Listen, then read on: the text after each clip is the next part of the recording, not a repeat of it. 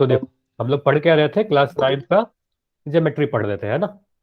तो last class में क्या पढ़ाया गया था? लास्ट क्लास में वृत्त के बारे में पढ़ाया गया, और वृत्त से रिलेटेड कुछ टर्म्स के बारे में पढ़ाई गई। मतलब केंद्र क्या होता है, त्रिज्या क्या होता है, जीवा क्या होता है, और व्यास क्या होता है। इन्हें इंग्लिश में क्या कहते हैं? Centre, radius, chord and diameter. तो इन सभी के बारे में जिनके भी क्लास छूट गई थी, क्योंकि अभी कुछ बच्चे बोल रहे थे जिनका क्लास पिछले क्लास में वो ज्वाइन नहीं कर पाए थे, तो एक बार जल्दी जल्दी करके देख लेंगे। बस इतनी ही बातें लास्ट क्लास में पढ़ाई गई थी, ठीक है। तो वृत्त तो आपको पता है, वृत्त क्या होता है? एक आकृति इस तरीके की दिखती है ना, इसे हम क्या कहेंगे? इसे हम वृत्त कहेंगे, ठीक है। अब इसका केंद्र क्या होगा? तो ये बताया गया था, वृत्त के अंदर एक ऐसा बिंदु, जो इस वृत्त पर जितने भी बिंदु स्थित होंगे, ध्यान से सुनिएगा, इस वृत्त पर स्थित सभी बिंदु से जो समान दूरी पर स्थित बिंदु है, वही बिंदु इस वृत्त का केंद्र कहलाता है। मतलब इस सभी बिंदु को आप यहां से मिलाओ, तो ये सभी बिंदु क्या है? इस वृत्त के केंद्र से बराबर दूरी पर है। तो ऐसे बिंदु को क्या कहेंगे? इस बिंदु को हम केंद्र कहते हैं, है ना। तो केंद्र इसे ही कहते हैं, इसे हम इंग्लिश में सेंटर कहते हैं, ठीक है। अब अगला चीज क्या पढ़ाया गया था? त्रिज्या।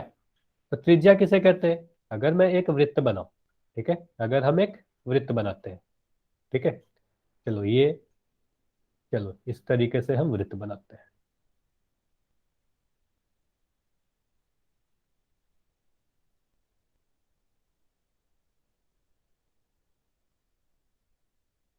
ठीक है, ये आपको वृत्त दिख रहा है।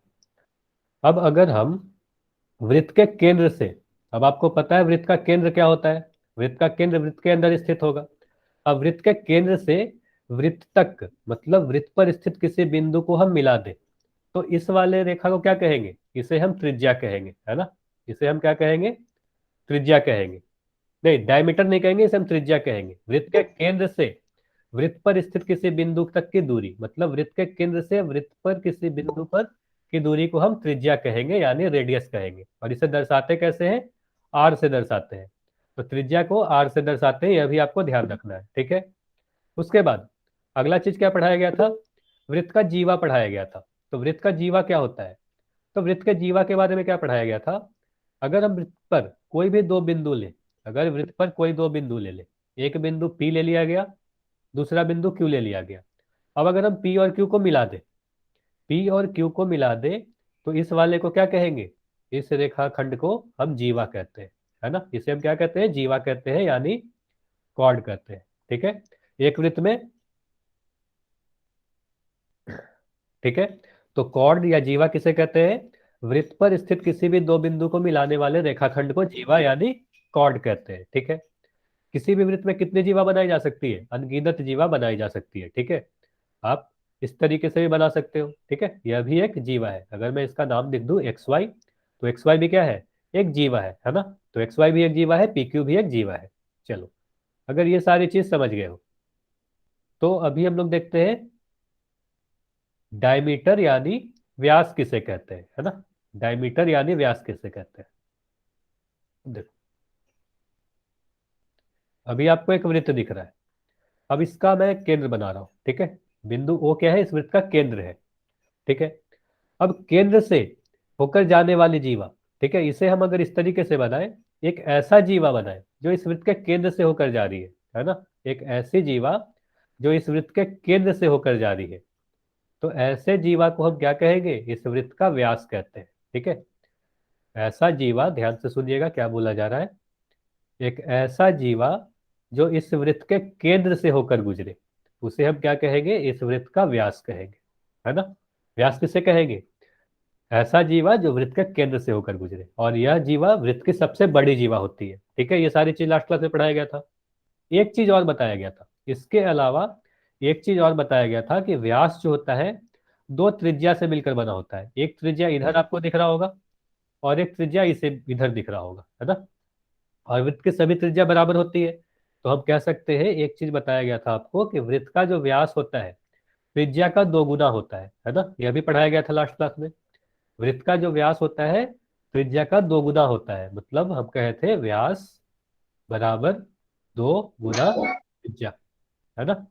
और इस तरीके से भी लिखे थे D equal to 2 into R, है ना। ये चीज पढ़ाया गया था लास्ट क्लास में। यहां से आप ये भी ध्यान रख सकते हो कि त्रिज्या जो होता है व्यास का आधा होता है। त्रिज्या जो होगा व्यास का आधा होगा। तो आप लोग ये बताओगे, अगर मैं कह रहा हूं व्यास व्यास की लंबाई 20 सेंटीमीटर है, तो त्रिज्या की लंबाई कितनी होगी ये बताओ। अगर व्यास की लंबाई 20 सेंटीमीटर है तो त्रिज्या की लंबाई कितनी होगी? तो आप बोलोगे व्यास का आधा होगा।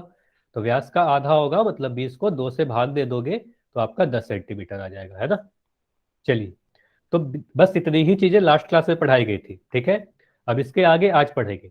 तो आगे पढ़ने के पहले क्या करेंगे, एक रिकॉल क्वेश्चन, ठीक है। पिछले क्लास पे आधारित एक क्वेश्चन आपके सामने आएगा और इसका आंसर आपको पोल सेक्शन में देना है। तो क्वेश्चन को ध्यान से पढ़े और पोल सेक्शन में जाकर आंसर करेंगे सभी लोग। कोई भी चैट में आंसर नहीं करेगा। चलिए, तो क्वेश्चन में क्या पूछा जा रहा है, वृत्त की त्रिज्या आपसे पूछी जा रही है। अगर वृत्त की सबसे बड़ी जीवा की लंबाई 8 सेंटीमीटर है, अगर वृत्त की सबसे बड़ी जीवा की लंबाई 8 सेंटीमीटर है तो वृत्त की त्रिज्या आपको बताना है। त्रिज्या पूछी जा रही है, ध्यान से देखिएगा।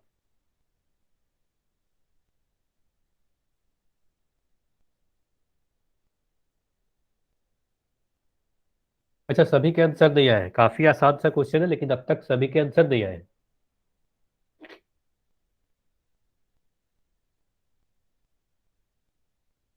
चलिए 5 सेकंड और रुकेंगे। 5, 4, 3, 2, 1।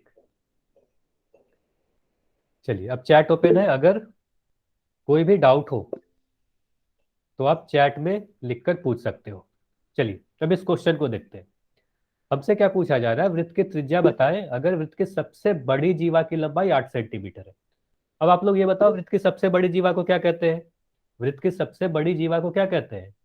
तो आपको अभी अभी पढ़ाया गया था, वृत्त की सबसे बड़ी जीवा को हम व्यास कहते हैं, है ना।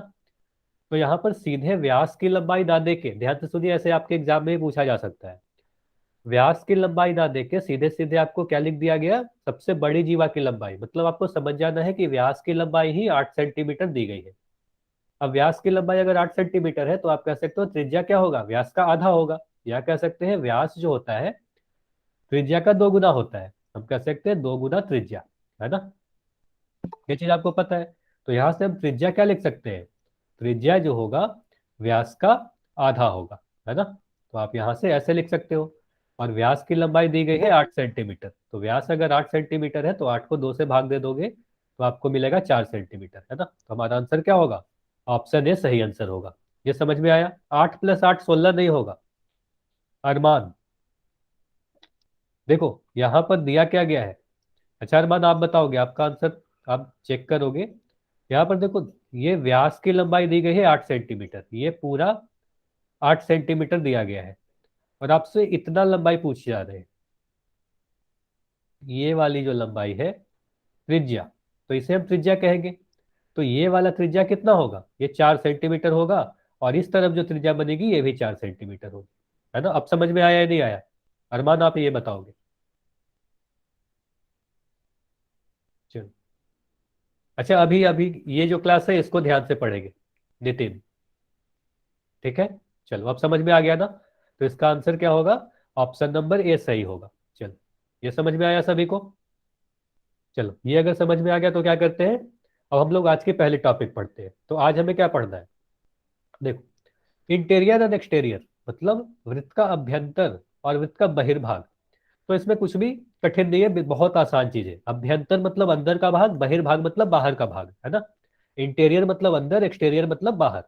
देखो, अगर आप किसी भी तल पर, तल के बारे में लास्ट क्लास में ही पढ़ाया गया था ना, तल के बारे में लास्ट क्लास में ही पढ़ाया गया था।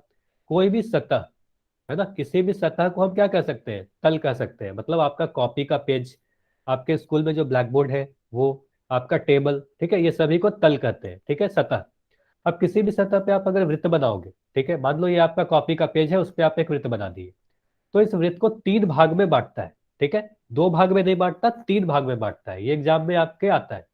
तो कभी भी ऐसा मत बोलना 2 भाग में बांटता है, 3 भाग में बांटेगा। वो 3 भाग क्या क्या होंगे, पहला होगा वृत्त का अभ्यंतर, दूसरा होगा बहिर्भाग, और तीसरा होगा वृत्त। देखिए ये क्या क्या होता है ये। तो वृत्त का जो अंदर का भाग होगा, ये वाला पूरा, अगर वृत्त बनाओगे तो वृत्त का जो अंदर का भाग होगा इसे हम कहते हैं वृत्त का अभ्यंतर, है ना। इसे हम क्या कहते हैं, वृत्त का अभ्यंतर, है ना। अगर मैं इस तरीके से वृत्त बनाऊं और एक बिंदु P यहां पर बना दूं, तो आप बताओ बिंदु P कहाँ है, वृत्त के अंदर स्थित है या बाहर स्थित है। बिंदु P जो है वृत्त के अंदर स्थित है बाहर स्थित है, चैट में लिखकर बताओ। तो आपको साफ दिख रहा होगा कि वृत्त के अंदर स्थित है, तो कहेंगे बिंदु P जो है वृत्त के अभ्यंतर में स्थित है। समझ में आया। इसी तरीके से अगर बाहर की बात की जाए, ये वाला भाग जो दिख रहा होगा आपको, दिख रहा है ये वृत्त के बाहर का भाग है ना, ये वृत्त के बाहर का भाग है। तो पूरे जो बाहर का भाग होगा इसे कहेंगे बहिर्भाग। इसे क्या कहेंगे, बहिर्भाग यानी एक्सटेरियर। अगर मैं कोई बिंदु, ध्यान से देखो, अगर मैं कोई बिंदु Q यहां पर बना दूं, तो बिंदु Q को आप क्या कहोगे, बिंदु Q जो है वृत्त के बाहर में स्थित है, तो बिंदु Q वृत्त के बहिर्भाग में स्थित है, ठीक है, एक्सटेरियर में स्थित है। समझ में आया। अब तीसरा भाग, अभी अभी बताया गया था ना कि वृत्त जो होगा 3 भाग में बांटेगा किसी भी सतह को, तो तीसरा भाग क्या होता है। अच्छा ये बताओ, अगर मैं यहीं पर एक बिंदु S यहां पर बना दूं, तो बिंदु S जो आपको दिख रहा है, यह बिंदु S वृत्त पर स्थित है, वृत्त के अंदर स्थित है या वृत्त के बाहर स्थित है। तो आप बोलोगे यह बिंदु जो S है वृत्त पर ही स्थित है। बिंदु S ना ही अंदर स्थित है ना ही बाहर स्थित है ना। अगर मैं इस तरीके से कोई वृत्त बनाऊं और बिंदु S यहां पर बना दूं, तो कहोगे यह बिंदु अंदर में भी नहीं स्थित है, बाहर में भी नहीं स्थित है, यह वृत्त पर ही स्थित है। तो इसे हम क्या कहेंगे, वृत्त पर स्थित है। तो तीसरा भाग क्या होता है, वह वृत्त खुद होता है ना। एक होता है अंदर का भाग, एक होता है बाहर का भाग, एक होता है ऑन द सर्किल, मतलब वृत्त खुद होता है, ठीक है। चलिए इतना समझ में आया ना सभी को, ठीक है। ये सारी चीज समझ में आई या नहीं आई, ये बताओ। चलिए ये अगर समझ में आ गया, तो अभी पोल सेक्शन में क्वेश्चन दिखेगा आपको, है ना। पहले क्वेश्चन को ध्यान से पढ़े। ये क्वेश्चन है केंद्र के बारे में, लास्ट क्लास में आपको पढ़ाया गया था। तो आप क्वेश्चन को ध्यान से पढ़े और ट्राई करें इस क्वेश्चन को आंसर करने का। बिल्कुल कम समय है आपके पास, क्योंकि काफी आसान सा क्वेश्चन है।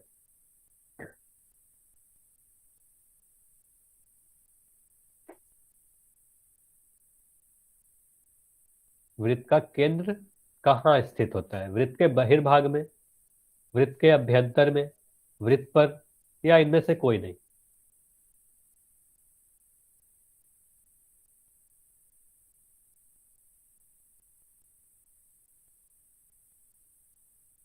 चलिए पोल सेक्शन में जाए और आंसर करें। वृत्त का केंद्र आपको पता है, देखो वृत्त का केंद्र कहाँ स्थित होगा, अंदर में स्थित होगा, बाहर में स्थित होगा, या वृत्त पर ही स्थित होगा। 5 सेकंड और रुक रहे हैं, 5 सेकंड में पोल को एंड करेंगे। 5, 4, 3, 2, 1। चलिए अब चैट सेक्शन ओपन है, अब चैट में लिख भी सकते हो। चल, अच्छा हाँ नितिन, आपका कोई डाउट है क्या, आप माइक ऑन करके भी पूछ सकते हो नितिन। देखो वृत्त का केंद्र कहाँ स्थित होगा, तो अगर मैं कोई एक वृत्त बनाऊं, ठीक है, ये हमारे पास वृत्त है, तो आपको पता है वृत्त का केंद्र अंदर में स्थित होता है। तो वृत्त अगर वृत्त का केंद्र जो है वृत्त के अगर अंदर स्थित होता है, ठीक है, तो हम कहेंगे वृत्त का केंद्र वृत्त के अभ्यंतर में स्थित होता है। यह क्वेश्चन आपके एग्जाम में आता भी है ना, इंपॉर्टेंट क्वेश्चन है, आपके एग्जाम में हमेशा आता है, ठीक है। तो वृत्त का केंद्र वृत्त के अभ्यंतर में स्थित होगा, अंदर में स्थित होगा, है ना। हमारा आंसर क्या होगा, ऑप्शन नंबर बी होगा। समझ में आया, काफी आसान सा था, है ना। बस इतना ही था इसमें, अंदर और बाहर, और तीसरा भाग वृत्त होता है, ठीक है, ये काफी आसान था। अब इसके आगे क्या है, इसके आगे हमें नया टॉपिक पढ़ना है, ठीक है। चलिए तो अगला टॉपिक क्या है, चाप। चाप को इंग्लिश में क्या कहते हैं, आर्क। तो पहले ये देखते हैं चाप होता क्या है। देखो दो तरह के चाप होते हैं, एक दीर्घ चाप एक लघु चाप, यानी मेजर आर्क और माइनर आर्क। तो मेजर आर्क और माइनर आर्क पढ़ने के पहले हम लोग ये समझ लेते हैं कि चाप होता क्या है, उसके बाद देखेंगे दीर्घ चाप क्या होता है और लघु चाप क्या होता है ना। तो देखो क्या लिखा गया है, दो बिंदुओं के बीच वृत्त के भाग को एक चाप कहते हैं, यानी उसे ही हम एक आर्क कहते हैं। देखो अगर इसको समझने के लिए हम एक वृत्त बनाए, तो आपको यहाँ पर एक वृत्त दिख रहा है ना। अब इस वृत्त पर दो बिंदु आपको दिख रहे होंगे, एक बिंदु दिख रहा है बिंदु P, और एक बिंदु दिख रहा है बिंदु Q, ठीक है। बिंदु P दिख रहा है और बिंदु Q दिख रहा है, ठीक। अगर हम बिंदु P और Q को मिला दें, ठीक, बिंदु पी और क्यू को अगर मिला दे तो इस भाग को आप क्या कहोगे बताओ? इस भाग को क्या कहोगे? पी क्यू को आप क्या कहोगे? ये लास्ट क्लास में पढ़ाया गया था। पी क्यू को हम जीवा कहेंगे ना, हाँ या ना?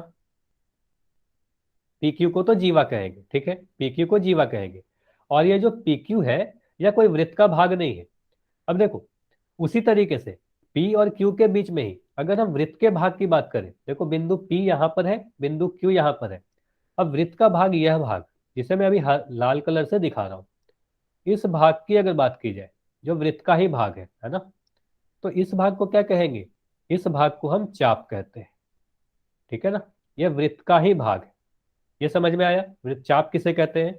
दो बिंदु के बीच वृत्त का जो भाग होगा उसे ही हम चाप कहते हैं, ठीक है।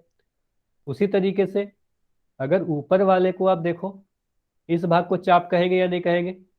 बताओ, इस वाले को चाप कहेंगे कि नहीं कहेंगे? तो बोलोगे दो बिंदु के बीच यह भी तो वृत्त का भाग है ना? दो बिंदु के बीच, हाँ वो दो बिंदु कहीं भी हो सकते हैं, वो दो बिंदु कहीं भी हो सकते हैं, तो यह भी हमारा चाप होगा, है ना? यह भी चाप है, ऊपर वाला भी चाप है, नीचे वाला भी चाप है।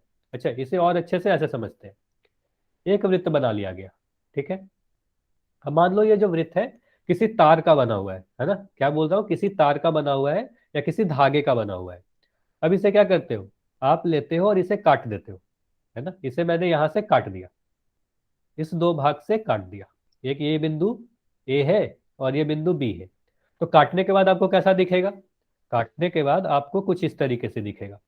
एक भाग ऐसा दिखेगा और दूसरा भाग कुछ ऐसा दिखेगा, है ना? हाँ या ना? ऐसा दिखेगा, दो भाग दिखने लगेगा। तो हम क्या कहेंगे, ये दोनों ही भाग जो है वृत्त के ही भाग है, ठीक है, वृत्त के ही भाग है, टुकड़े हो गए। तो यह भी चाप होगा और यह भी चाप होगा, ठीक है। दोनों ही को क्या कहेंगे? चाप कहेंगे। चलो, ये तो समझ में आ गया कि चाप कहते किसे हैं। अब इसमें अंतर क्या है? चलो, अगर मैं इन सभी चीज को मिटा दूं, ठीक है, अब इन सभी चीज को मैं मिटा दे रहा हूं। अगर हम फिर से एक वृत्त बनाते हैं, ठीक है। अब हम कह रहे हैं कोई दो बिंदु लेते हैं, पी और क्यू, ठीक है। तो यह भी चाप है। आपको अभी पता है कि दो बिंदु के बीच में वृत्त का जो भाग होगा उसे हम चाप कहेंगे, ठीक है, यह भी चाप है। और ये इस तरफ जो भाग दिख रहा है, आप कहोगे इसे भी चाप कहेंगे, क्योंकि यह भी दो बिंदु के बीच में वृत्त का जो भाग है वही है। दोनों में अंतर क्या है बताओ? ऊपर वाले भाग जो लाल कलर का दिख रहा है और जो ब्लू कलर का दिख रहा है, दोनों में क्या अंतर है? एक भाग छोटा और एक भाग बड़ा दिख रहा है कि नहीं दिख रहा है बताओ? एक भाग छोटा दिख रहा होगा, एक भाग बड़ा दिख रहा होगा। तो जो भाग छोटा है, जो भाग छोटा है उसे हम लघु चाप कहते हैं। क्या कहते हैं? लघु चाप कहते हैं। और जो भाग बड़ा है उसे हम दीर्घ चाप कहते हैं, ठीक है। इतना समझ में आया?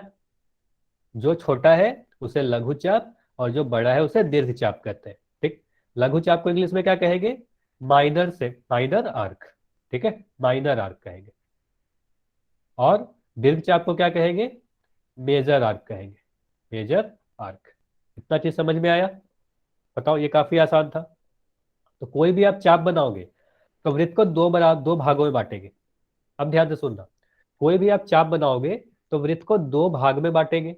एक छोटा हो सकता है, एक बड़ा हो सकता है। तो छोटे वाले भाग को लघु चाप बोलेंगे और बड़े वाले भाग को दीर्घ चाप कहेंगे। काफी आसान था, ठीक है, जैसा आपको दिख भी रहा होगा यहाँ पर लिखा हुआ, ठीक है। तो ये आपको छोटा भाग दिख रहा है, तो इसे हम लघु चाप बोले। और यह वाला भाग जो हरे कलर का ऊपर दिख रहा है, यह बड़ा भाग है, तो इसे हम दीर्घ चाप बोल रहे हैं, ठीक है। ये समझ में आया? ठीक है, चलिए। अब यहां पर देखो, एक वृत्त बनाया गया है। अब हम देखो, अगर यहां पर मैं इस चाप को दिखाना चाहूं, मान लो, देखो मैं क्या समझाना चाह रहा हूं। ये जो आपको नीचे की तरफ चाप दिख रहा है, जिसे आप लघु चाप कह रहे हो, ध्यान से सुनिएगा, ये काफी इंपॉर्टेंट चीज है। ये सारे में आप कंफ्यूज होते हो। अगर नीचे वाले भाग जो लघु चाप है उसे हमें लिखना होगा, लिख के मतलब बताना होगा, तो हम कैसे लिखेंगे? अगर मैं पी क्यू लिखूं, ठीक है, अगर मैं पी क्यू लिख दूंगा तो आप बोलोगे सर पी क्यू तो जीवा होगा, है ना? पी क्यू को तो आप बोलोगे, पी क्यू को इस तरीके से मिला देंगे तो पी क्यू तो हमारा क्या हो जाएगा? पी क्यू तो हमारा जीवा हो जाएगा, है ना? पी क्यू तो जीवा हो जाएगा। तो हम चाप को कैसे लिखकर दिखाएंगे, हमें कैसे पता चलेगा इस चाप की बात की जा रही है? तो चाप के लिए देखो, चाप को दर्शाने के लिए एक सिंबल होता है इस तरीके का, है ना, इस तरीके का।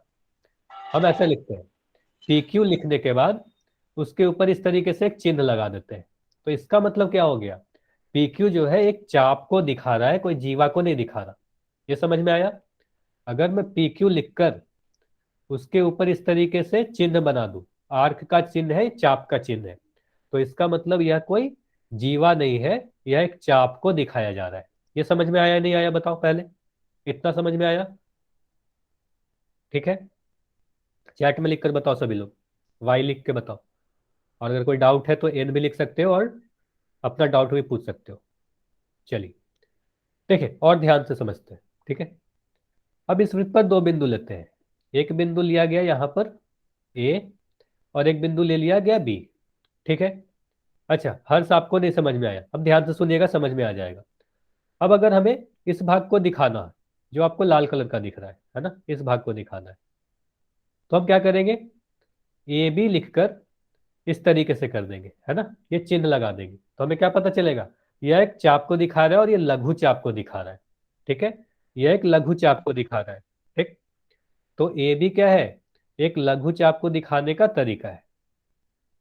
ठीक है, अब अगर आपको दीर्घ चाप को दिखाना हो, दीर्घ चाप मतलब ये वाला भाग, है ना, ये जो ब्लू कलर का अभी आपको मैं दिखा रहा हूँ, ठीक है, इस भाग को आपको दिखाना हो, ये जो बड़ा भाग है। अच्छा माइक बंद रखेंगे सभी लोग।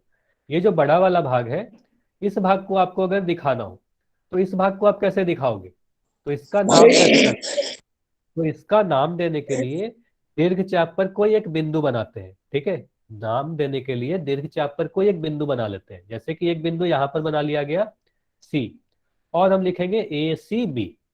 ठीक है, तो इससे हमें पता चलेगा ए बी जो है यह एक लघु चाप है ना, यह क्या है, एक लघु चाप है। और ए सी बी जो है क्या है, यह एक दीर्घ चाप है। ठीक है, ये समझ में आया? ये समझ में आया या नहीं आया? हाँ नितिन आप पूछ सकते हो, आपका क्या क्वेश्चन है, माइक ऑन करो और पूछो। सर ये जो निशान लगाया है इसे हम इसके नीचे भी लगा सकते हैं? नहीं नीचे नहीं नीचे कैसे लगाओगे, आप ऐसे लिखकर ऐसे करना चाहते हो क्या? Yes sir. नहीं ऐसा नहीं कर सकते, जो ओ आपको बताया जा रहा है वही आपको करना है। ठीक है, ऐसा नहीं कर सकते, तो यही तरीका है। ठीक है, इस तरीके से ही आपको लिखना होगा। ठीक थैंक है, यू सर।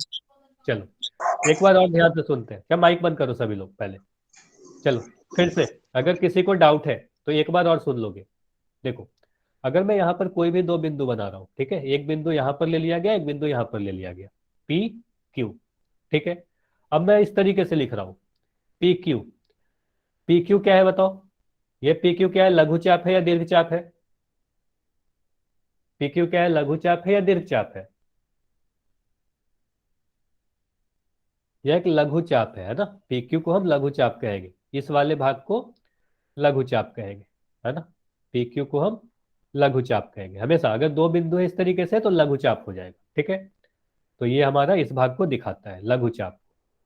ठीक है, अब अगर हमें दीर्घ चाप को दिखाना है, यानी मेजर आर्क को दिखाना है, तो क्या करेंगे, मेजर आर्क पे एक बिंदु बना देंगे। ठीक है, एक बिंदु यहां पर लिख देंगे आर।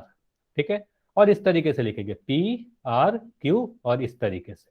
ठीक है ना, आपको यह निशान बनाना बहुत जरूरी है, आप अगर इस तरीके से लिख दोगे पी आर क्यू तो आपका आंसर गलत हो जाएगा। ठीक है, हाँ दोनों चाप इक्वल भी हो सकते हैं, उसकी भी बात की जाएगी। पहले ये बताओ इतना समझ में आया या नहीं आया, कि चाप को आप लिखोगे कैसे, इतना सर समझ में मेरा आया? एक और। हाँ बताओ क्या डाउट है। सर ये आर लगाने से तो 3 चाप हो जाएंगी ना? तीन चाप नहीं हो जाएगी, देखो यहाँ पर। ठीक है, आपका क्वेश्चन तो बहुत अच्छा है, आपको तीन बिंदु दिख रहे होंगे, देखो तीन बिंदु अगर मैं लगा दिया, तो ये जो भाग है ये पूरा, ये जो पूरा भाग है, ये वृत्त के दो बिंदु के बीच के ही तो भाग है। अगर मान लो इसे आप काट दो तो एक भाग आपको ऐसा दिख रहा होगा, है ना, पी क्यू, और दूसरा भाग आपको ऐसा दिख रहा होगा। ठीक है, इस तरीके से, तो ये पी है, ये क्यू है, ये आर है ना, इस तरीके से। तो ये जो भाग दिख रहा है, वृत्त के दो बिंदु पी और क्यू के बीच का ही भाग है।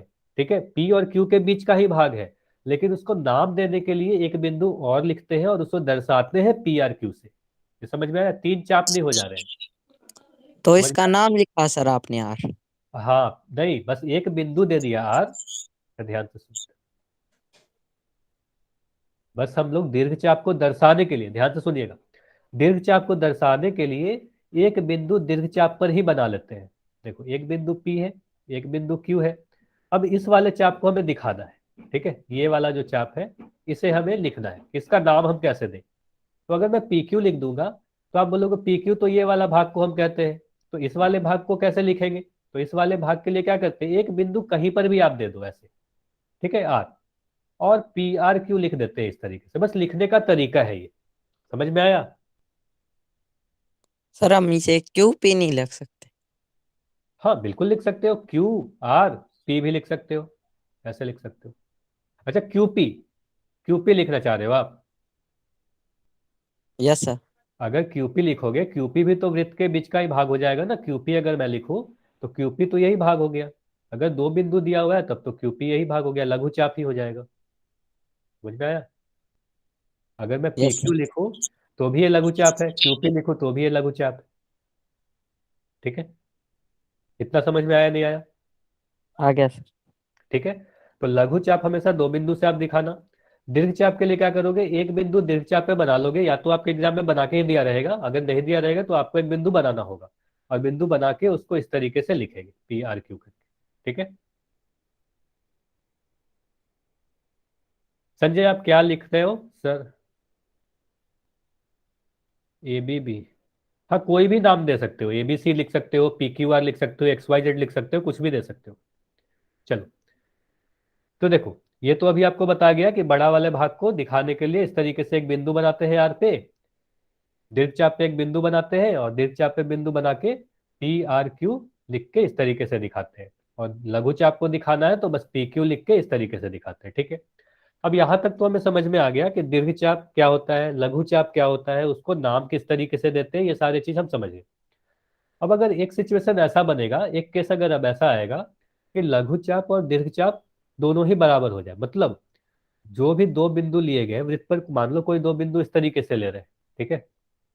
अगर मान लो एक वृत्त है, अगर दो बिंदु कुछ इस तरीके से है कि ये दोनों ही चाप जो आपको दिख रहे होंगे, ऊपर का हिस्सा और नीचे का हिस्सा, दोनों ही अगर आपस में बराबर हो जाए, ठीक है, दोनों ही चाप जो आपको दिख रहे हैं आपस में बराबर हो जाए, तब तो कोई लघु चाप और कोई दीर्घ चाप नहीं बचेगा, है ना। मैं क्या क्या बोला, छोटे वाले भाग को लघु चाप बोलोगे, बड़े वाले भाग को दीर्घ चाप कहोगे। लेकिन अगर दोनों ही बराबर हो जाएंगे तो क्या कहेंगे? अगर दोनों ही चाप बराबर हो जाए, ध्यान से सुनिएगा, अगर दो बिंदु कुछ इस तरीके से लिया गया हो कि दोनों ही चाप आपस में बराबर हो गए, तब वहां पर लघु चाप और दीर्घ चाप नहीं कहते हैं, तब हम क्या कहेंगे, हम उसे अर्धवृत्त कहते हैं। देखो क्या लिखा गया यहाँ पर, यदि दोनों वृत्त की दोनों चाप दीर्घ और लघु चाप बराबर है तो प्रत्येक को क्या कहेंगे, अर्धवृत्त कहेंगे, यानी सेमी सर्कल कहेंगे। मतलब ये ऊपर का जो हिस्सा आपको दिख रहा है और ये नीचे का हिस्सा दिख रहा है, ये दोनों ही अगर आपस में बराबर हो गए तो अब हम लघु चाप और दीर्घ चाप वर्ड नहीं यूज करते हैं, हम उस केस में सेमी सर्कल यानी अर्धवृत्त कहते हैं। तो इस वाले को आप क्या कहोगे, इस वाले को आप कहोगे हमारा यह अर्धवृत्त है, ठीक है, यह क्या है, अर्धवृत्त।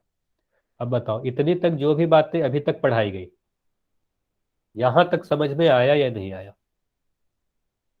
और अगर कोई डाउट हो तो एन लिखकर जल्दी से अपना डाउट अभी पूछ लो, क्योंकि अब हम लोग एक क्वेश्चन करने वाले हैं। ये समझ में आ गया? अच्छा हर्ष आपको नहीं समझ में आया तो आप एन लिख रहे हो, अगर नहीं समझ में आया तो आप माइक ऑन करो और जल्दी से पूछो क्या डाउट है आपका, जल्दी से पूछो। हर्ष, सर अटका समझाइए सर। क्या फिर से बताओ क्या बोल रहे हो? सर अच्छा कोई, सभी लोग माइक नहीं ऑन करेंगे, सिर्फ हर्ष ऑन करेंगे, सिर्फ हर्ष बताएंगे, बताओ। सर अटका समझाइए सर, समझ में नहीं आया सर। ये नहीं समझ में, अर्धवृत्त नहीं समझ में आया? अच्छा यस ठीक, सर। ठीक है, मैं क्या बोल रहा हूँ, अच्छा ये बताओ, इतना समझ में आया ना कि अगर मैं कोई एक वृत्त बनाऊं, ध्यान से सुनिएगा, अगर मैं कोई एक वृत्त बना दूं, ठीक है, अब इस पे कोई दो बिंदु ले लेते हैं, ठीक है, एक बिंदु P ले लिया, एक बिंदु Q ले लिया, तो इस वाले भाग को चाप कहेंगे, है ना, इस वाले भाग को भी चाप कहेंगे। अब इसमें दिख रहा है कि ये भाग छोटा भाग है और ये भाग बड़ा भाग है ना, ठीक है। एक छोटा एक बड़ा दिख रहा है आपको, तो छोटे भाग को मैं कह रहा हूँ लघु चाप, बड़े भाग को कह रहा हूँ दीर्घ चाप। लेकिन अगर ऐसा हो जाए कि दोनों ही चाप बराबर हो जाए, बस इतना आपको समझना कि अगर दोनों ही चाप बराबर हो जाए तो क्या करोगे। अगर दोनों ही चाप बराबर हो जाए तो लघु चाप को दीर्घ चाप नहीं कहेंगे, उस केस में हम उसे अर्धवृत्त कहेंगे। बस इतना ही आपको ध्यान रखना है कि यस सर, ओके। अगर दोनों ओके ही सर। चाप बराबर हो जाए तो हम उसे अर्धवृत्त कहते हैं। ठीक है, अब समझ में आया। ओके चलो, सर। अभी एक क्वेश्चन दिखेगा और उस क्वेश्चन का आंसर आपको पोल सेक्शन में करना है। काफी आसान सा क्वेश्चन है,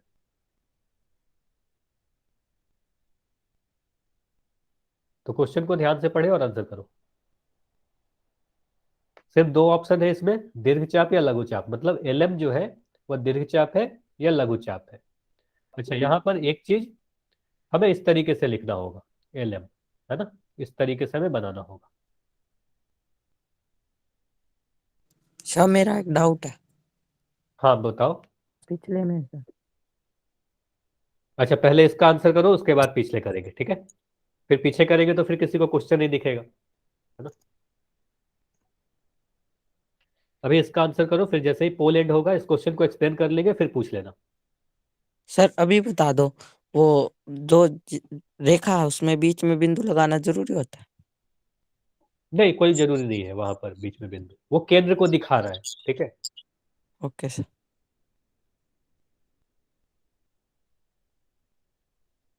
चलो, अभी भी कुछ बच्चे ऐसे हैं जिन्होंने आंसर नहीं किया है। ये तो काफी आसान सा क्वेश्चन है, एलएम क्या है, दीर्घ चाप है या लघु चाप है। चलो 5 सेकंड और है, 5 सेकंड में पोल को एंड करेंगे। 5, 4, 3, 2, 1। चलिए पोल एंड कर रहा हूं और चैट सेक्शन अब आपके सामने खुला है। देखो, एलएम की बात की जा रही है, मतलब दो बिंदु दिखाए गए ना, वृत्त के बीच के दो बिंदु को दिखाए गए, एल और एम, ठीक है। तो मैं अभी अभी आपको बताया था कि अगर दो बिंदु की बात की जाए, ठीक है, तो ये इस वाले भाग को दिखा रहा है ना, एल एम। इस तरीके से दिखाया गया, मतलब ये वाला भाग है। और इस भाग को आप क्या कहोगे, इस भाग को आप बोलोगे या तो छोटा भाग है, तो इस छोटे भाग को लघु चाप कहेंगे।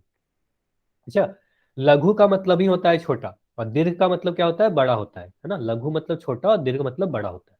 हम क्या कहेंगे, एलएम क्या है, लघु चाप है ना। अच्छा, इस दीर्घ चाप को कैसे दिखाएंगे, अगर मान लो मुझे इस वाले भाग को दिखाना होगा, ठीक है।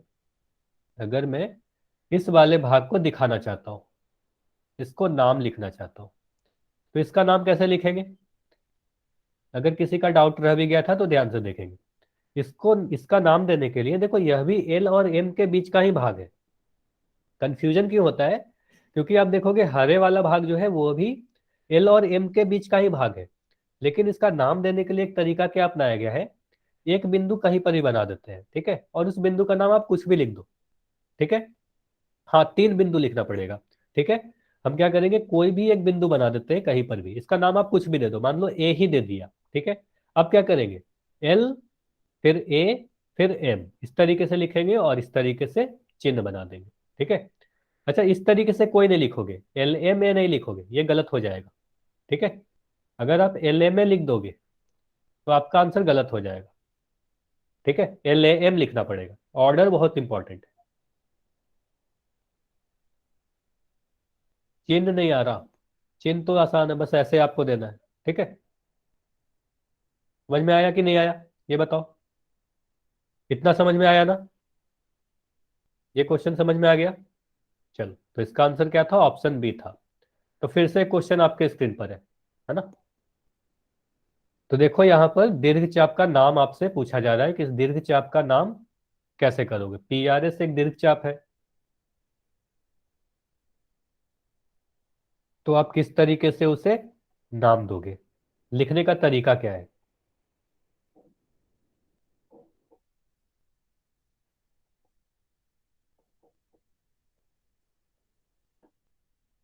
तो लिखने का तरीका बस आपको देखना है कि आप पी आर एस को किस तरीके से लिखकर व्यक्त करोगे।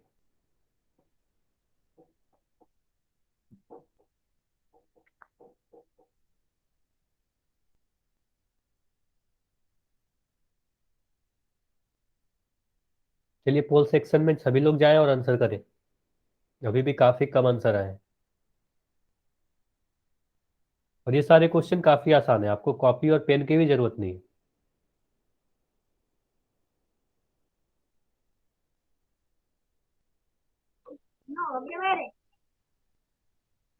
चलिए 5 सेकेंड और है, 5, 4, 3, 2, 1। चलिए अब चैट भी ओपन है आपका। देखो यहां पर कहा गया है दीर्घचाप पीआरएस को आप किस तरीके से लिखोगे। तो ये तो पता है आपको, दीर्घचाप मतलब बड़ा वाला भाग, ठीक है। बड़े वाले भाग को हम दीर्घचाप कहते हैं, मतलब ये जो भाग आपको दिख रहा है यहाँ पर, पी और एस के बीच का ही भाग है पीआरएस जो है। देखो पीआरएस जो है वो पी और एस के बीच का ही भाग है, ये बड़ा वाला भाग होगा, है ना। ये जो पूरा बड़ा वाला भाग आपको दिख रहा है, यह बड़ा वाला भाग दीर्घचाप होगा, है ना। ये बड़ा भाग दीर्घचाप होगा, ठीक है। अब इसको आप किस तरीके से लिखोगे, पी लिखोगे सबसे पहले, है ना, सबसे पहले तो पी लिखोगे, फिर आर लिखोगे, फिर एस लिखोगे, और पी आर एस लिखने के बाद एक इस तरीके से चिन्ह लगा दोगे, है ना। तो इसका क्या मतलब हुआ, यह एक चाप है ना। और कैसा चाप है, 3 बिंदु दिख रहे हैं इसलिए यह एक दीर्घ चाप है ना, दीर्घ चाप है। समझ में आया नहीं आया बताओ, ये समझ में आया कि नहीं आया, हमारा आंसर बी होगा, ठीक है। इतना समझ में आ गया, किस क्वेश्चन का आंसर क्या होगा, ऑप्शन नंबर बी होगा।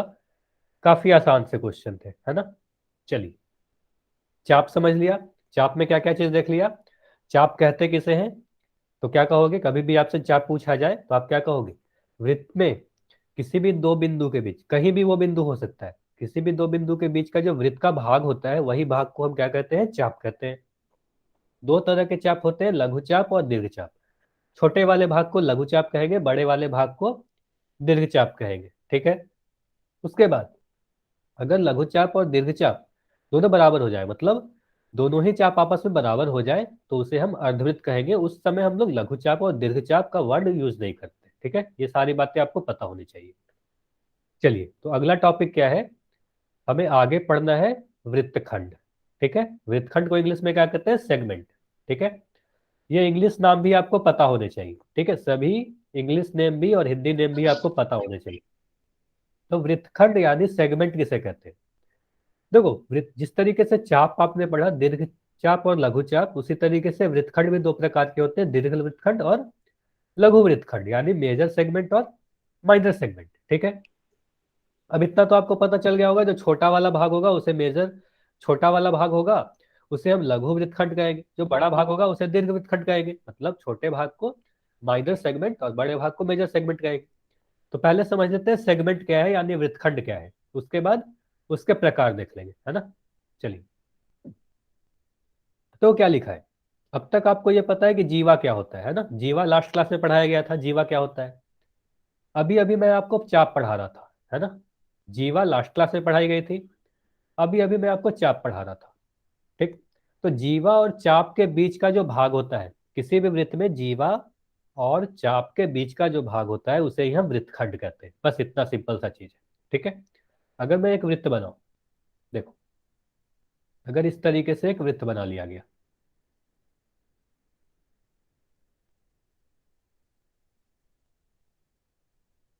ठीक है, ये आपको वृत्त दिख रहा है, चलो यह वृत्त दिख रहा है। अब यहां पर एक जीवा बनाते हैं। जीवा बनाने के लिए क्या करते हैं, आपको बताया गया था लास्ट क्लास में, कोई भी वृत्त पर कोई भी दो बिंदु ले ले, एक बिंदु यहां पर, एक बिंदु यहां पर, एक बिंदु पी है और यह क्यू है। अब इन दोनों को अगर हम मिला दें तो पी क्यू क्या है, बताओगे सभी लोग। अगर मैं पी क्यू लिख रहा हूं तो पी क्यू क्या है, बताओ जल्दी से। पी क्यू क्या है, पी क्यू जीवा है, ठीक है। पी क्यू हमारा जीवा है, ये आपको पता है। चलो अगर मैं इस तरीके से लिखूं, पी क्यू क्या है, यह भी पी क्यू ही है, लेकिन पी क्यू के ऊपर अगर एक चिन्ह लगा दिया गया तो यह क्या हो गया, पी क्यू चाप हो गया, है ना, लघु चाप हो गया। पी क्यू क्या हो गया, लघु चाप हो गया, ठीक है, ठीक है। तो ये वाला जो भाग आपको दिख रहा है, ठीक है, ये जो भाग दिख रहा है यह क्या है, एक जीवा और एक चाप के मध्य ये क्षेत्र है कि नहीं। वो जो काले कलर का मैं हाईलाइट किया हूं, ये भाग जीवा और चाप के बीच का भाग है या नहीं है? हाँ या ना, ये बताओ, है ना? तो इसे ही हम क्या कहते हैं?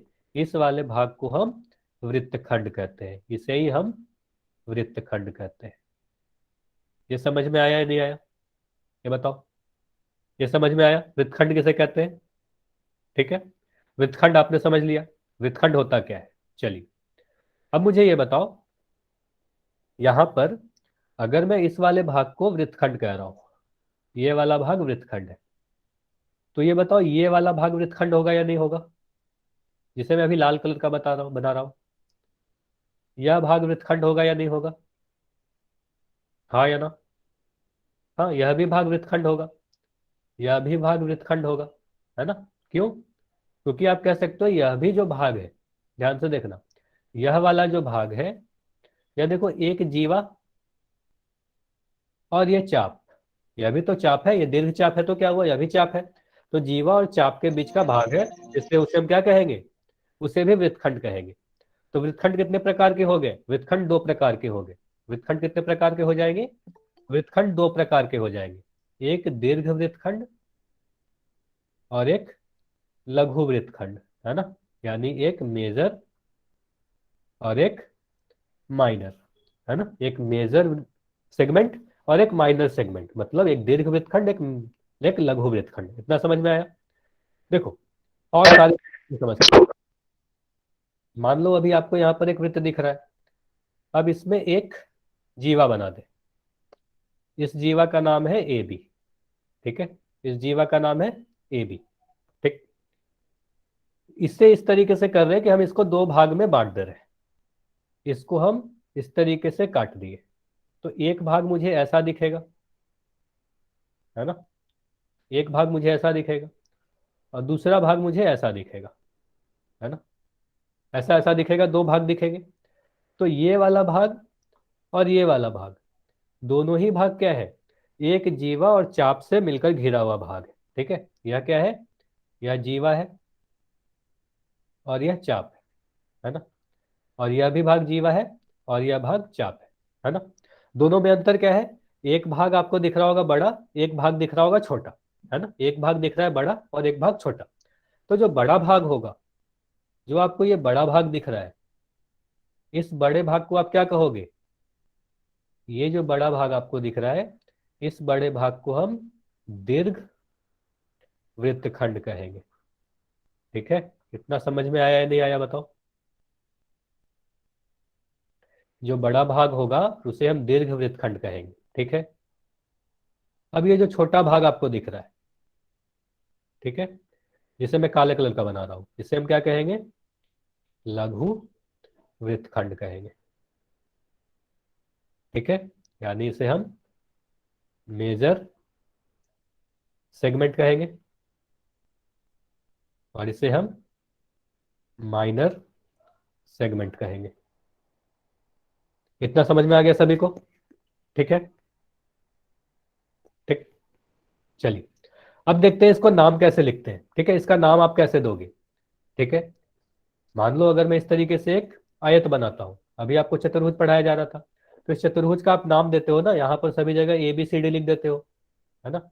और बोलते हो ए बी सी डी क्या है? हमारा आयत है। तो सभी फिगर का हम लोग नाम देते हैं, ठीक है? तो उसी तरीके से अगर हमें लघु वृत्तखंड या दीर्घ वृत्तखंड का नाम देना हो, तो नाम कैसे देते हैं? चलिए देखते हैं। सारी चीज मिटाते हैं और यहां पर फिर से बनाते हैं इस तरीके से, ए बी। अब मान लो हमें इस लघु वृत्तखंड का नाम देना है, इस लघु वृत्तखंड का नाम देना है, तो इस लघु वृत्तखंड का नाम आप कैसे देते हो? कहीं पर भी एक बिंदु और बना देते हो, ठीक है? एक बिंदु यहां पर मैं बना दिया, एच, ठीक है? इस तरीके से अगर मैं नाम दे दूं, या एक बिंदु यहां पर के जगह पर आप यहां पर भी बना सकते हो, ठीक है? पी नाम दे दिया, ठीक है? ये समझ में आया? तो इस तरीके से हम क्या करेंगे, अब लिखेंगे ए बी पी ए, ठीक है? तो ये क्या है? अच्छा, किसी का माइक ऑन है, सीमा, माइक सभी का बंद रखना है। चलिए, तो इस तरीके से हम लिखेंगे ए बी पी ए, ठीक है? ये समझ में आया? अगर आप कई जगह ए बी पी भी लिखा हुआ मिलेगा आपको, तो एबीपी भी लिखा हुआ है, तो यह भी सही है। एबीपी भी क्या है, यह भी सही है। ठीक है, एबीपी भी लिखना सही होगा। ये समझ में आया नहीं आया? तो यह क्या दिखा रहा है, लघु वृत्तखंड को दिखा रहा है। ठीक है, अब हमें दीर्घ वृत्तखंड को दिखाना है। मान लो अगर हमें इस वाले भाग को दिखाना है, दीर्घ वृत्तखंड को दिखाना है, ठीक है, तो इस भाग को आप कैसे दिखाओगे? तो यहां पर एक बिंदु का नाम दे देंगे, यहां पर नाम दे दिया डी। ठीक है, एक बिंदु डी वहां पर लिख दिया। अब दीर्घ वृत्तखंड को कैसे दिखाएंगे? लिखेंगे ए डी बी ए, इस तरीके से लिखेंगे। हाँ, ए डी बी भी लिखना सही होगा। आप ऐसे भी लिख सकते हो, ए डी बी भी आप लिख सकते हो। ठीक है, यह भी लिख सकते हो और यह भी लिख सकते हो, दोनों सही होगा। इतना समझ में आया या नहीं आया बताओ? ये सारी चीज समझ में आ गई? हाँ या ना? चलो, अगर ये सारी चीज समझ में आ गई, देखो यही सारी चीज यहाँ पर लिखा हुआ है। एक एक करके आप चाहो तो स्क्रीनशॉट भी ले सकते हो। ये जो भी चीज अभी आपको पढ़ाया गया, ये जो भी चीज आपको पढ़ाया गया। अच्छा नितिन, फिर आप एन टाइप कर रहे हो, आप बताओ क्या डाउट है आपका? इस पेज पे अगर कोई डाउट है तो आप अपना माइक ऑन करो और बताओ। नितिन, मैं आपसे पूछ रहा हूँ। चलो नो सर, डाउट नहीं है, वो गलती से हो गया। चलो, कोई बात नहीं, ठीक है। चलो, तो वही जो भी चीज अभी पढ़ाया जा रहा था वही चीज यहाँ पर लिखा हुआ है। ये बताया गया जीव वृत्तखंड होता क्या है, ये चीज आपको ध्यान रखना है। जीवा और चाप के बीच का जो मध्य क्षेत्र होता है उसे ही हम वृत्तखंड कहते हैं, पहला चीज। दूसरा चीज, वृत्तखंड दो प्रकार के होते हैं, एक होता है लघु, एक होता है दीर्घ। लघु का मतलब कहीं भी छोटा होगा, दीर्घ का मतलब हमेशा बड़ा होगा। तो ये जो बड़ा भाग आपको दिख रहा है इसे हम दीर्घ वृत्तखंड कहेंगे, और ये जो अभी आपको छोटा भाग दिख रहा है इसे हम लघु वृत्तखंड कहेंगे, है ना? ये सारी चीज तो आपको बता दी गई। तो अभी क्या करते हैं, क्वेश्चन आएगा। ठीक है, एक क्वेश्चन है आपके स्क्रीन पर, तो आपको कहाँ पोल सेक्शन में जाना है और पोल सेक्शन में ही आंसर करना है।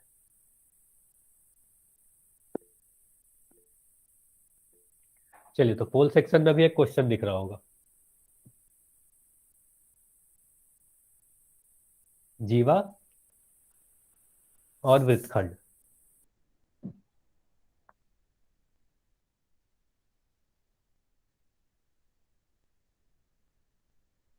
काफी आसान सा क्वेश्चन है, जल्दी से आंसर करें। देखो कौन सा, यहाँ जीवा है और उसके द्वारा बनाया गया वृत्तखंड आपको पहचानना है।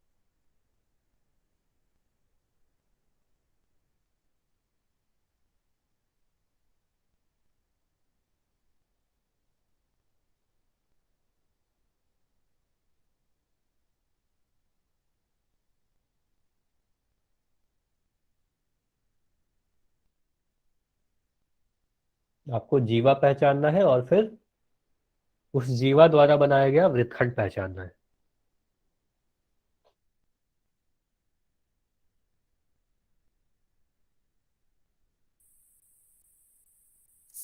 चलिए, 5 सेकंड और है, 5 4 3 2 1।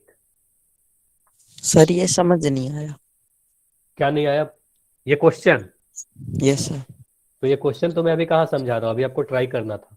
ठीक है, चलिए अब मैं समझा रहा हूँ, अब अगर नहीं समझ में आएगा तब बताइएगा। ठीक है, अब ध्यान से देखिए, इस क्वेश्चन में क्या बोला जा रहा है। ये दिए गए वृत्त, एक वृत्त आपको दिया गया है, इसमें आपको सबसे पहले जीवा पहचानना है और उसके द्वारा बनाया गया वृत्तखंड को पहचानना है। ठीक है, मतलब कॉर्ड और सेगमेंट को पहचानना है। ये तो पता है ना, जीवा और चाप के बीच के भाग को क्या कहेंगे, वृत्तखंड कहेंगे। वृत्तखंड आपको बताया गया था, कोई भी जीवा और चाप के बीच के भाग को वृत्तखंड कहेंगे। ठीक, यानी सेगमेंट कहेंगे। अब देखें, सबसे पहला ऑप्शन क्या है, पहले ऑप्शन को अगर हम देखें तो ए बी लिखा गया है। तो ए बी क्या है, ए बी हमें दिख रहा है कि ए बी जो है वृत्त का व्यास है, क्योंकि वृत्त के केंद्र से होकर जा रहा है, यह केंद्र है ना, तो वृत्त के केंद्र से होकर जा रहा है। तो ए बी क्या है, ए बी व्यास है। ठीक है, ए बी व्यास है। तो मैं तो ये भी बोला था कि हर व्यास जो होगा एक जीवा भी होगा, मतलब जो सबसे बड़ी जीवा होती है वही व्यास होती है। तो यह तो कह सकते हैं कि ए बी क्या है, एक जीवा भी है। ठीक है, लेकिन अगर ए बी एफ ई आप अगर देखोगे, ठीक है, ए बी एफ ई को आप अगर देखोगे तो ए बी एफ ई, ध्यान से देखो इस चित्र में, ए बी एफ ई कौन सा भाग है, ए बी एफ ई ये वाला जिसे मैं अभी सेट कर, है ना, देखो ए यहाँ है, बी यहाँ है और ई यहाँ है, तो ये वाला भाग एफ ई है। तो यह भाग वृत्तखंड है, ये भाग, जो भाग को मैं अभी लाल कलर, अच्छा किसी का माइक ऑन है, ठीक है, जिस भाग को मैं अभी लाल कलर से दिखा रहा हूँ यह वृत्तखंड है क्या? तो आप बोलोगे नहीं, यह वृत्तखंड नहीं है, क्योंकि यह जीवा और चाप के बीच का भाग नहीं है। तो ए बी एफ ई क्या है? वृत्तखंड नहीं है। तो हमारा आंसर ये तो नहीं हो सकता है ना, ठीक है, यह हमारा आंसर नहीं होगा। चलिए, तो ये हमें समझ में आ गया कि हमारा पहला वाला तो हमारा सही आंसर नहीं हो सकता। चलिए, अब दूसरे ऑप्शन को देखते हैं। तो दूसरा ऑप्शन है ई एफ। ई एफ हमारा जीवा है क्या? देखो, बिंदु ई भी वृत्त पर स्थित है, बिंदु एफ भी वृत्त पर स्थित है, और ई एफ को अगर हम मिला दें तो ई एफ क्या हो जाएगा? ई एफ एक जीवा होगा, है ना? ई एफ जीवा होगा या नहीं होगा? हाँ या ना, बताओ। ई एफ जीवा होगा, चलिए ठीक है, तो हमें एक तो पता चला, हाँ ई एफ हमारा जीवा है। अब इस भाग को देखते हैं, ई एच एफ जी। तो ई हमारा यहाँ पर है, एच यहाँ पर है, एफ यहाँ पर है, और जी यहाँ पर है, ठीक है। तो इस वाले भाग की बात की जा रही है, ई एच एफ जी। अच्छा, इसको ऐसे भी लिखा जा सकता था, ई एच एफ जी ई, इस तरीके से भी लिख सकते थे। अभी अभी मैं आपको बता रहा था कि वो जहां से शुरू करे वहां से खत्म भी कर सकते हैं और छोड़ भी सकते हैं, ठीक है, ई एच एफ जी ई या ई एच एफ जी। तो ये जो भाग है यह वृत्तखंड है या नहीं? हाँ या ना, बताओ। ये भाग वृत्तखंड है या नहीं? तो आप देखो, यह एक जीवा और एक चाप चाप के के द्वारा द्वारा घिरा। है ना, तो यह क्या होगा?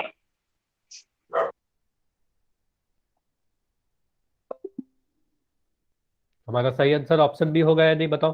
अब समझ में आया या नहीं, बताओ। अब समझ में आया कि हमारा आंसर ऑप्शन बी होगा। अच्छा धर्मवीर, अब बताओ, अब समझ में आया कि नहीं आया? गलत हो गया तो कोई बात नहीं, अब समझ में आया या नहीं आया? समझ में आ गया सभी को? अच्छा, ऑप्शन सी और डी हमारा सही आंसर नहीं होगा, यह भी देख सकते हो। अगर आप इस भाग को देखो, ए आई डी, ठीक है, अगर मैं दिखाना चाहूँ ए आई डी को, ठीक है, तो ए आई डी कौन सा भाग है? ए आई डी ये वाला भाग है, ये वाला भाग, इसे तो हम नहीं कह सकते वृत्तखंड, है ना। और अगर बी आई सी को देखो, तो बी आई सी वाला जो भाग है यह भी हमारा यह भाग है, तो इसे भी हम वृत्तखंड नहीं कहेंगे, है ना। वृत्तखंड क्या होता है? हमेशा एक जीवा और चाप के द्वारा बना हुआ भाग होता है, या तो छोटा भाग होगा या बड़ा भाग होगा। छोटा भाग होगा तो लघु वृत्तखंड, बड़ा भाग होगा तो दीर्घ वृत्तखंड। अब बताओ, अब तक जितनी भी चीज पढ़ाई गई समझ में आया या नहीं आया? इसके आगे की चीज नेक्स्ट क्लास में पढ़ेंगे। अब कुछ क्वेश्चन पूछ रहे हैं, और इस क्वेश्चन का आंसर आप सभी को चैट सेक्शन में ही देना है, ठीक है। अभी 5 मिनट का समय बचा हुआ है, तो अभी कुछ क्वेश्चन पूछ रहे हैं, कुछ इस क्वेश्चन का आंसर आप लोग, ठीक है, चलिए बहुत अच्छा।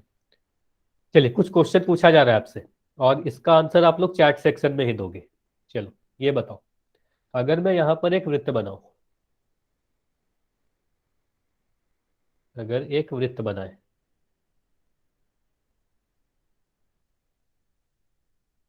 ठीक है, चलो, अब यहां पर मैं एक जीवा बना रहा हूं, ठीक है, इसका एक केंद्र है, यह केंद्र है, ठीक है, इस बिंदु को क्या कह रहे हैं? केंद्र कह रहे हैं। अब यहां से मैं एक जीवा बना रहा हूं, यह व्यास बना दिया, ठीक। अब मुझे ये बताओगे, इस भाग को आप क्या कहोगे? लघु वृत्तखंड या दीर्घ वृत्त? पहले ये बताओगे वृत्तखंड है या नहीं है, या वृत्तखंड है या नहीं है, ठीक है। तो हाँ, यह वृत्तखंड तो है, ठीक है, अब ध्यान से सुनिएगा, यह वृत्तखंड तो है, ठीक है, यह वृत्तखंड तो है, ठीक, यह वृत्तखंड है। लेकिन अब इसे मेजर या माइनर, मतलब लघु वृत्तखंड कहेंगे या दीर्घ वृत्तखंड कहेंगे, ठीक है। तो ना ही इसे लघु वृत्तखंड कहेंगे, ना ही इसे दीर्घ वृत्तखंड कहेंगे, क्योंकि आपको दिख रहा है, ध्यान से सुनिएगा, ये काफी इंपॉर्टेंट है। अगर हम व्यास बनाए, जो आपको दिख रहा होगा यह जीवा कैसी है, केंद्र से होकर जा रही है ना, तो यह क्या है, यह व्यास हो गया। अब आपको पता है व्यास जो है वृत्त को दो बराबर भागों में बांटता है। ठीक, दो बराबर भागों में बांटेगा तो क्या होगा, ना ही लघु वृत्तखंड होगा ना ही दीर्घ वृत्तखंड होगा, फिर से यह अर्धवृत्त हो जाएगा। डायमीटर। मतलब अगर हम कह सकते हैं अगर दोनों ही वृत्तखंड बराबर हो जाए, अगर दोनों ही वृत्तखंड बराबर हो जाए तब हम उसे लघु वृत्तखंड या दीर्घ वृत्तखंड नहीं कह के उसे हम अर्धवृत्त कहते हैं। ठीक है, उसे हम क्या कहेंगे, अर्धवृत्त कहते हैं। इतना समझ में आया नहीं आया, अर्धवृत्त कहेंगे। हाँ, आप होमवर्क ही नोट करेंगे, ठीक है, अभी भी 2 मिनट का समय है। ये समझ में आया, तो हम इस बात को क्या कहेंगे, अर्धवृत्त कहेंगे। ठीक है, चलिए अब फिर से एक क्वेश्चन देते हैं। ठीक है, एक वृत्त बना रहे हैं। ठीक है, यह एक वृत्त है। अब यहां पर P, यहां पर एक बिंदु है Q, यहां पर एक बिंदु है S। ठीक है, अब अगर मैं इस तरीके से लिखूं QP, तो QP क्या है, QP को आप क्या बोलोगे ये बताओ, QP को आप क्या बोलोगे, QP को क्या बोलोगे, जल्दी से चैट में लिखकर बताओ। QP को सेगमेंट थोड़ी बोलेंगे, लघु चाप नहीं बोलेंगे। वेरी गुड, नितिन का आंसर सही है, जीवा बोलेंगे इसे। QP को क्या बोलेंगे, QP देखो इसके ऊपर कोई भी चिन्ह नहीं लगाया गया ना, तो यह एक जीवा हो जाएगा। तो आपको ये सारी चीज पता होनी चाहिए, कोई चिन्ह नहीं लगाया हुआ तो जीवा है, QP क्या है, जीवा है। ठीक है, या QP जीवा है। अगर मैं इस तरीके से लिख दूं QP, तो अब क्या हो गया, QP इसकी बात की जा रही है, ये वाले भाग की बात की जा रही है, तो यह भाग क्या हो जाएगा, लघु चाप हो जाएगा। ठीक है, लघु चाप हो जाएगा। अब दीर्घ चाप को आप कैसे लिखोगे बताओ, दीर्घ चाप यानी मेजर आर्क को कैसे लिखोगे, दीर्घ चाप यानी इस वाले भाग को आप कैसे लिख के बताओगे, इस वाले भाग का नाम क्या होगा,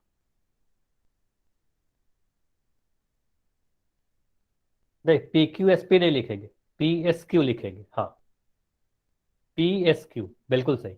तो दीर्घ चाप को क्या लिखेंगे, PSQ। ध्यान से, अगर किसी का डाउट है तो वो सब ध्यान से नोट कर लेंगे, PSQ लिखकर इस तरीके से चाप का निशान बना देंगे, तो यह हो जाएगा हमारा दीर्घ चाप। चलिए, ये समझ में आ गया ना सभी को, अब होमवर्क नोट करेंगे। हाँ, चिन्ह जो है, जो साइन है वो बहुत इंपॉर्टेंट है, उसके बिना आपका आंसर गलत हो जाएगा। ठीक है, चलिए अब होमवर्क नोट करेंगे। चलिए, तो ये होमवर्क है आपका, और इसमें भी आपको ये एक्सरसाइज नहीं करना है। ठीक है, इस वाले को छोड़ देना है। तो ये 4 एक्सरसाइज है, ये चारों ही एक्सरसाइज आपको कर लेना है। ठीक है, स्क्रीनशॉट ले ले या फिर अपने वर्कबुक। ठीक है, मैं बुक दिखा दे रहा हूँ, तो बुक में